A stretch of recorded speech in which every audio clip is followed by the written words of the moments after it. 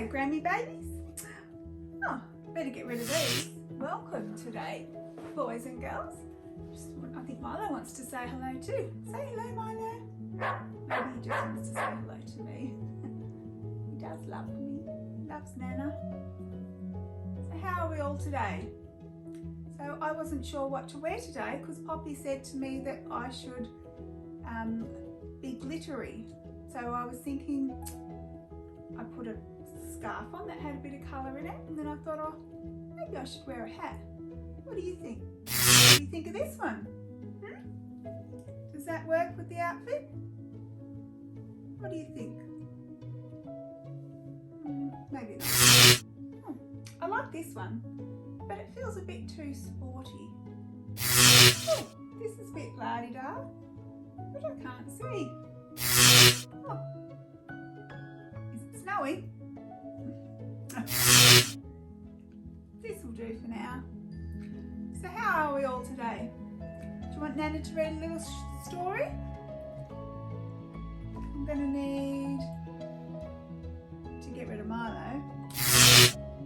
And now that he's gone, maybe I need... Here it is. So, oh, it was already open. So somebody must want me to read The Winter Woods. So here we go. Seasons come and seasons go. At least that's how it is in the human world. But in a magical place called Pixie Hollow, spring, summer, autumn and winter exist side by side. The warm fairies live in spring, summer and autumn. The winter fairies live in the snowy winter woods. Maybe I should have left my snow hat on. No matter where they live, though, fairies always help each other. In Tinker's Nook, Tinker fairies were making snowflake baskets for the fairies of winter while Fairy Mary supervised. I can't believe we make the baskets, but we don't get to take them to the winter fairies, Tinkerbell said to her friends Bobby and Clank. You'd get pounced on by a glacier, Clank joked. Just then a group of snowy owls arrived and began to pick up the baskets. One owl brought Fairy Mary a note written on ice. They need 20 more baskets for tomorrow's pickup, she announced. Tink watched as the majestic birds headed off towards the winter woods. How she wished she could go with them. A few minutes later, Tink ran into her friend Fawn, who was chasing a bunny through Tinker's workshop. Look out! Fawn cried. As one of the animal fairies, it was Fawn's job to round up the animals for their trip across the border to the winter woods. Tink helped Fawn catch the bunny. You're taking the animals today, she asked. How about if I help? Fawn happily agreed. At last, this was Tinkerbell's chance to see the place where the winter fairies lived. Soon the two fairies were escorting the animals to the border that separated autumn from winter. Fawn told Tink that only the animals were allowed to cross the border. No warm fairies are allowed in the winter woods, just like winter fairies aren't allowed over here. But Fawn was having trouble getting one of the animals to cross into winter. He was already asleep. Oh no, no hibernating yet, she said. You do that in winter. As Fawn was talking to the animal, Tinkerbell moved closer to the border. She felt the freezing winter air, but it didn't stop her curiosity. She was desperate to see the snow-covered landscape and meet the winter fairies. She gathered her courage, took a deep breath, and jumped. Was winter really the white wonderland she imagined? Guess we won't know, because it's up to your imagination. That's where the story ends. So we have to use our imagination to think of what happened to Tinkerbell. I'm sure she had an exciting adventure and loved every minute of it. So that's that story for today. So I had a little request from a little girl called Matilda, and she wanted to see Nana cook. So I think I'm going to go to the kitchen now and just whip up something quick to show her that I'm still cooking even though she's not here to cook with me. That was quick. Here I am in my kitchen. So we don't need the book anymore. And I don't need the hat anymore. I think Nana needs to have an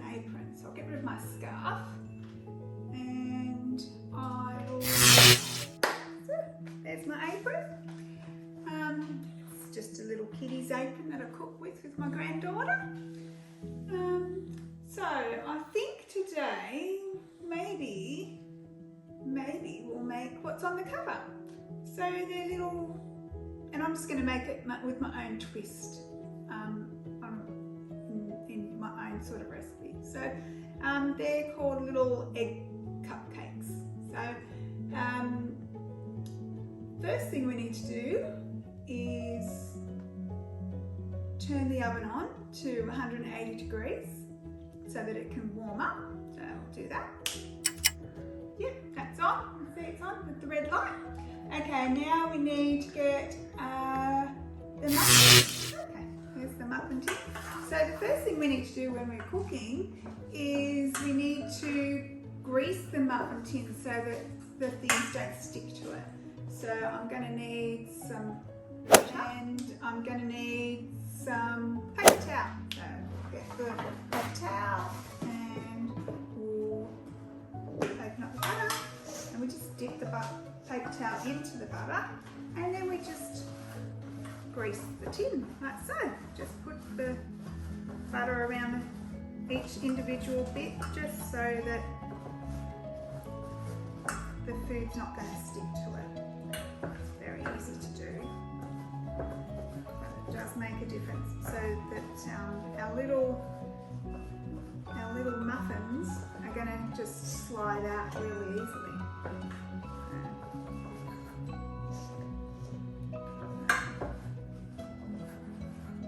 So today what we're going to make is just some bacon and egg little muffin trays. Really simple. There's not very much to them, to be honest. We're going to put a little bit of spinach in some of them and maybe some spring onion in others, and we'll just top them off with different types of cheeses. Not too much, just a little bit. So yeah, that's all greased now. So I think the next step is we just line them with a bit of bacon. So I'm going to need my bacon. Oh, there's the trays all buttered up. You see that? So I've tried to do it fairly evenly and getting in around all the little crevices so that the food's not going to stick to it. So anyway, I think I need some bacon. I'll need a knife so that I can cut my bacon. Oops. Okay, so what I find is if we get your piece of bacon, there, and we just chop that bit of the bacon, and that actually lines one muffin. So that's one. And then I find that I cut the other piece of the bacon in two pieces and I crisscross it into the tray. So, and that's the base of another. So I pretty much do that all the way along.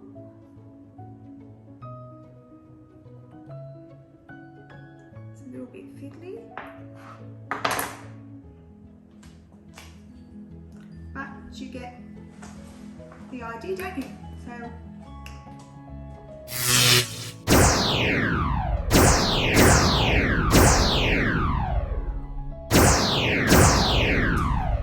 So that's the second step done. I'll just get this out of the way. So I think I need to fill that bowl up with some spinach.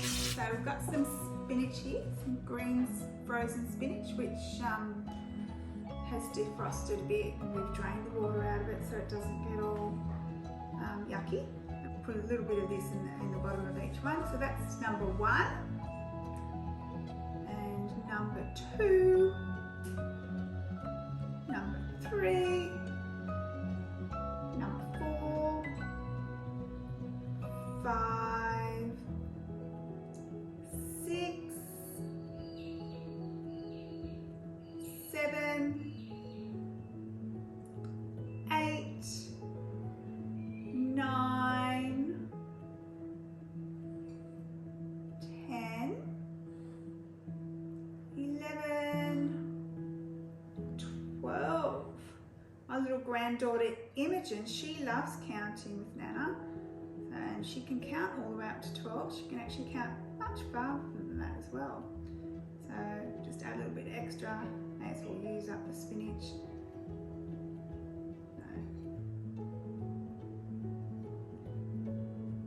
So now we can see that we've got 12 of these. I think we might put a little bit of spring onion in some of them. So we'll get some, we'll get rid of that, and we'll get some spring onion. Oh, that's not where it's supposed to go. So this is some spring onion. Just maybe use one spring onion, and we'll chop cut off the little bits here. But to cut it up, I think I might need a knife. Oh, there's my knife. Okay. Oh, there's my magic book. So, and it just happens to be open on a page where it tells me I can chop things without using my knife. So I can use my magic finger to chop things. So I might give that a go. So we'll get this out of the way, and maybe instead of the knife, Nana can use her finger, her magic finger.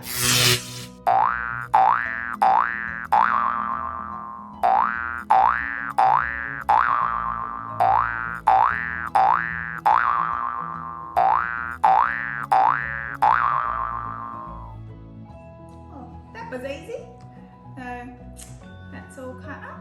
So bring that over. We'll just put a little bit in each of the 12. So 1, 2, 3, 4, 5, 6, 7, 8, 9, 10, 11, 12. So there's 12 ready to go. So what we're going to need is 12 eggs. There you go. That looks like there might be a dozen eggs there. Do you know how many eggs are in a dozen? It's 12. So let's count them and see that we've got 12.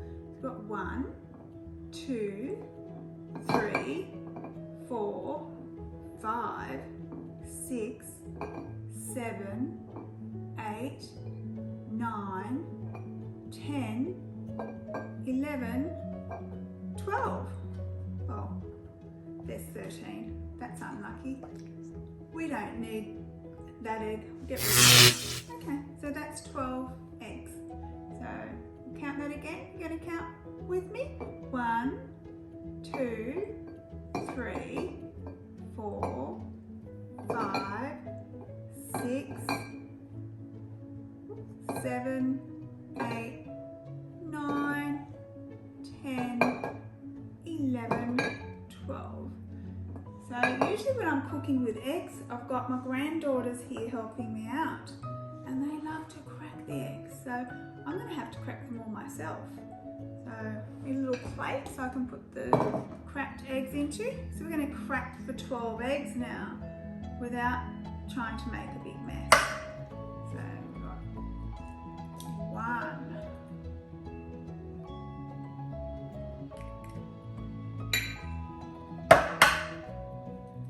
2,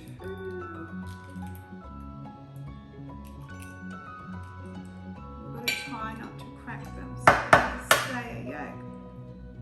3, and I know some people don't like to eat the yolk, so you can take the yolk out and just have whites if you want to, or if you don't want to eat the yolk, this is number 4, if you don't want to eat the yolk, eat the whites, you can just take the white out and just put the yolk in there.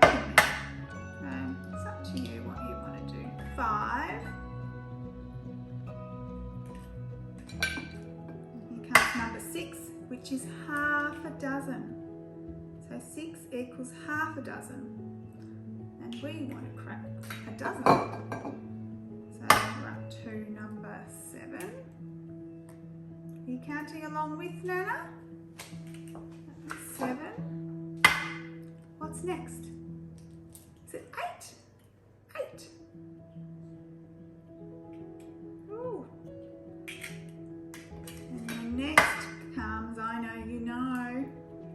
number 9. And then we've got 10.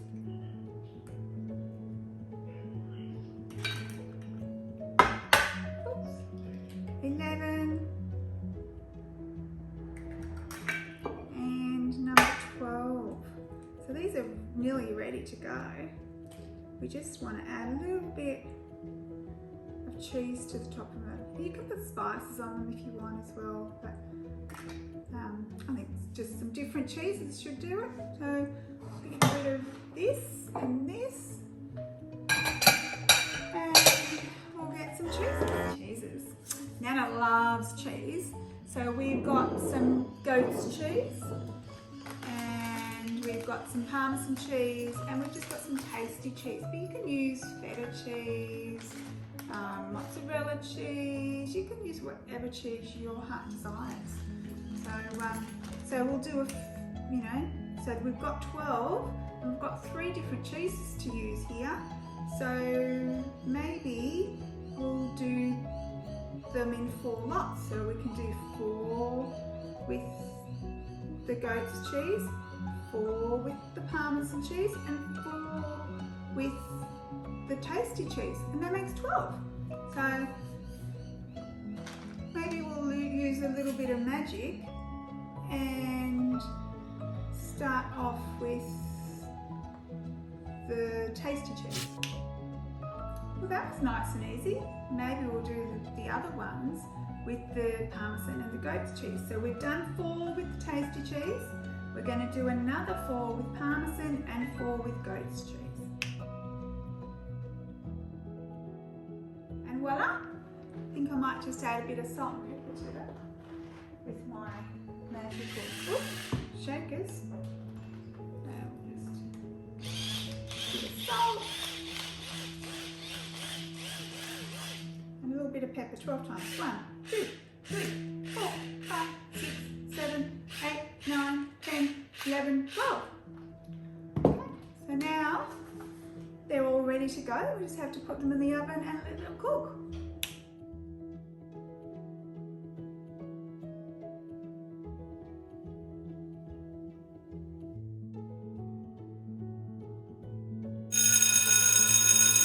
So I think they're just about ready to be pulled out of the oven, but the oven is extremely hot. So I would probably use my magic to pull them out of the oven, but to be honest, remember what happened with the spring onion, so who knows where they're going to end up. So I think I'll just get some oven mitts and we'll pull them out. Oops.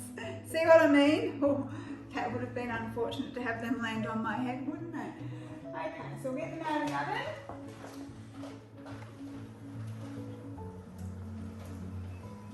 Here we go. Oh, look at that. I think they turned out pretty good.